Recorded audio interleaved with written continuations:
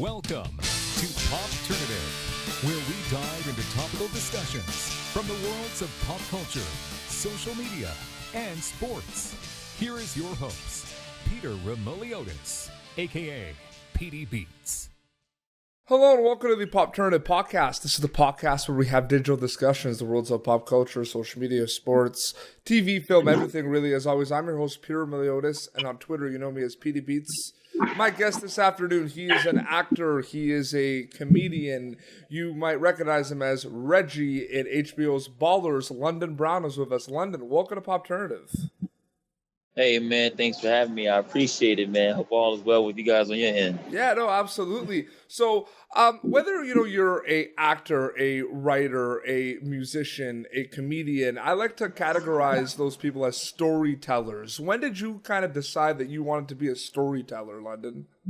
Basically, that came about, I guess, naturally, because I didn't know really any other way to talk about my experiences than simply just telling what happened in its honesty. And through that, I would share the story, I record myself, and then depending on where the audience would laugh, my legs of the joke through that. And I still do it that way today. Absolutely. And, I mentioned it. You play Reggie on Ballers. For people that don't know Ballers, talk a little bit about your character, Reggie. And I want to know from someone, like, I watch Ballers and I love that show. What were your goals with that character once you got that part? The main goal was to not get lost in the sauce, as we say, because the cast is very talented and it's a lot of other actors on the show than I do. So my thing was, I didn't want to play the part just as the sidekick or the best friend, but I definitely want to really just take advantage of the role and make it as memorable as I could do it. Meaning like every scene, I'm trying to find something special that I can, pull from or expand upon within the scenes. And just, and also with, now we're in season of it. I just want to make sure that everyone in that I found a new way to highlight things that Reggie, some other sides of Reggie, basically, but also to show other sides of me as an actor. So if you notice in season 1, I was super annoying in season 1 and 2, but more so season 1. Season 2, we got to play around a little bit with the physical comedy. Season 3, we start to see Reggie mature, and then to season 4, we started to also. I think the audience was able to enjoy some of the comedic things that me and Rob Corddry were able to do with Reggie and Joe Crutel. So it's real subtle, nothing really major. But if people pay attention, they'll start to see some of the differences that we're able to play with as far as Reggie from season 1 to season 4. No, absolutely. And for people that don't know Reggie, I mean, he's Vernon's, best friend, manager, publicist. Like, Reggie does it all, right, London? Right. He's like I said, he's the best friend. They grew up with each other, but they're also cousins. And with Reggie, what he does is he just tries to cover all the bases, whether that means financial, as you mentioned, the PR work, the investment deals, the partying as well. So to help him with the training, physical therapy, he's really just trying to cover all the bases because he wants to stay in good graces with his boy.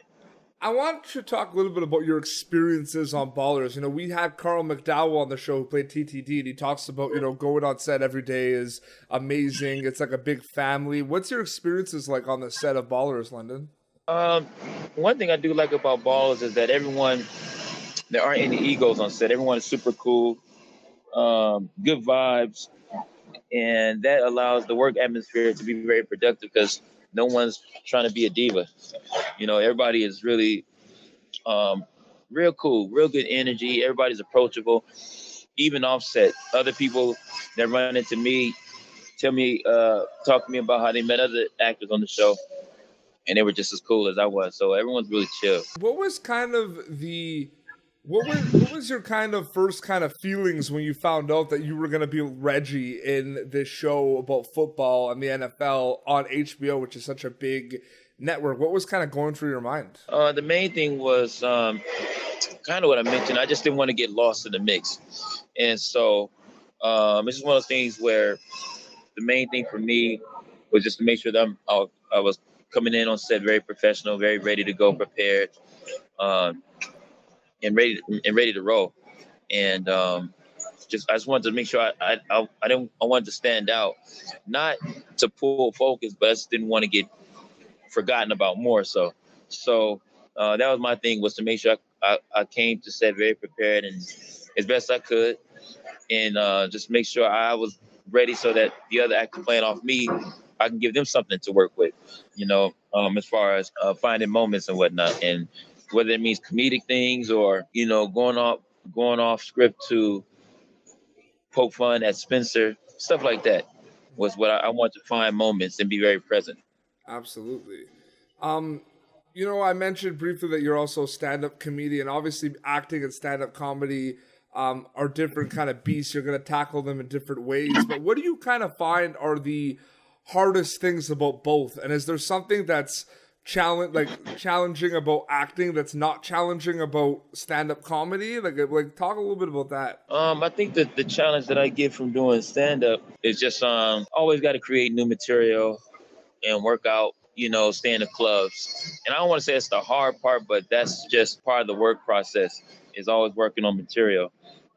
Dealing with new audiences every night, those kind of things. As far as acting, it's just well, in general, the process of just auditioning. It's just the hard part is being able to have enough drive and passion and enough faith in what you do to get past all the no's that you hear after auditioning. Um, you gotta be able to deal with that rejection and see the bigger picture and know your yes is on the way. So if you can get through those no's, the hard part of those no's, you'll be fine. If you can get through those new audiences not laughing at new material, you'll get through. So that's what I have to keep telling myself, is to stay very focused on the end goal, so that even though they may not be laughing at this joke this week, 2 weeks from now, they will be, or even if I'm not booking an audition today or tomorrow, I will. So that's probably the hardest part of trying to get through this as an artist. So, getting back to Ballers, what I find this recent season of Ballers that's on right now is very interesting, because obviously the NFL is the big, like, football is the main kind of focal point. You see Charles and Ricky and Vernon. But what I find interesting is they've kind of had that angle with extreme sports, with surfing and skateboarding, and I find that really interesting, because I think that's an opportunity for the show, maybe to get a wider audience and maybe get the people that are into other sports watching Ballers. Have you ever thought about that? Right. I thought about that because I was a little weary of different direction they were going in with Ballers, but what I realized is that it was a good idea in the sense that it brought some other people to the show. The demographic of people who watch the show anyway is quite wide anyway. I only know that from the people who come up and speak to me to tell me how much they like Reggie. So sometimes it's young people. You get people who've been to college, people who sell drugs. You get grandparents, single moms, dads, gay, straight, black, white. There's the range, people who are in the country, people out the country, who enjoy the show. And so by them expounding upon the sports areas, I think it's a good idea. I also feel that as long as keep the base of football there, then Absolutely. And I'd also like to know, because I'm sure there's a lot of stories you have, but what are kind of some of the coolest moments so far that you've had on Ballers, whether it's on the set, off the set? I'm sure there's a lot of stories, and I know you're doing a lot of press lately, London, but is there anything you can share with us?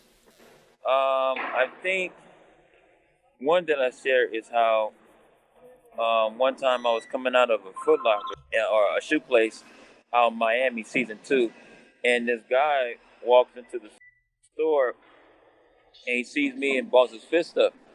I I mean, granted, I played Reggie, but he thought I was spending my friend's money. And I'm like, yo, I'm not. In the meantime, what you doing buying shoes? You're supposed to be in him. I was like, what? So he thought you were actually Reggie. He didn't realize that you thought were I was London Reggie. Brown. He was mad and he wanted to fight. Because he thought I was Man. spending my boy's money. Well, you know what? London, but Reggie has his moments where he's not the nicest person. Well, I don't know if he's so much mean, but it's a little trifling. Whereas at the end of the day, he's just trying to look out for his boy. He may not always go about it the right way, but at the end of the day, that's what he get a little careless sometimes, but he's not really mean. He goes at it. He went at it a couple times with Spencer, but again, that was just to protect his boy. But he's not just really out in the streets cursing people out and being disrespectful.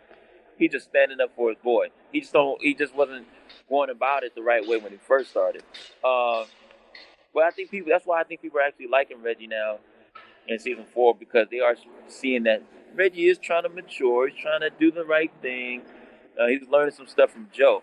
So hopefully, in season 5, they'll have Reggie, and well dressed and really making some good choices, more good choices for Vernon and himself in season 5.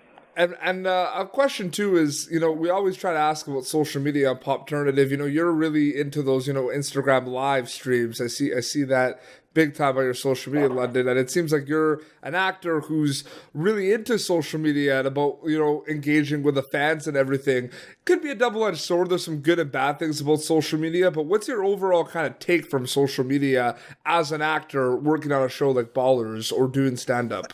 I think some of the pros of being engaged on, or for engaging on social media, is that it allows you to have a one-on-one connection with fans of the show or believers of myself.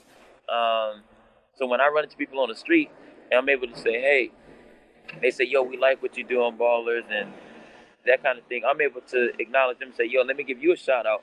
And I know that simple acknowledgement makes people feel good, and because it's kind that people even want to speak to me. So I try to reciprocate that with them by giving them a very personal shout out, like, yo, such and such watches Ballers, thank you so much. Take pictures and I post them and I repost them because I understand that people want to connect. So if I can, if I'm able to do that through social media, then that's a really super cool thing. Or even when I go live and I cook from home, sometimes I'm able just to show people how regular I am, and I teach them a recipe that I will create as they watch me, and whatever questions they want to ask, people ask. Very cool. That's give people, then also too, if you make yourself too untouchable, then it sometimes can put you in a position where people start to get a little out of control. And so I want to be, in a space of just really, I stay very down to earth. And like I said, part of that is being approachable. Mm-hmm. So if I start getting into this thing where I got 12 people around me for security, I don't want to be on that. I want to kind of, don't get me wrong, my safety is key, but I also want to be able to always be, semi-approachable and just real cool and very chill in that way. For sure, absolutely. Well, London, we'll wrap up, but thank you so much for coming on the show, man. I really appreciate it. I appreciate you for having me, man. I'm sorry so if you guys experience some technical difficulties, hey, I'm outside and we're working it out. But it's all good. Where can people follow you on social media? People can find me at Real London Brown, and right now I'm on the road touring. So hopefully, if you see me in your city, come out to the show, have a good time, and laugh and all that good stuff. Awesome, man. Well, all the best. Thank you, man, so much. I appreciate it. No problem. Well, this has been Popternative, youtube.com/Popternative for previous episodes, iTunes, Spotify for the audio only. Until next time, this is London Brown and PD Beats signing off. Thank you for tuning in to Popternative. Make sure to check out our past episodes of Popternative on YouTube.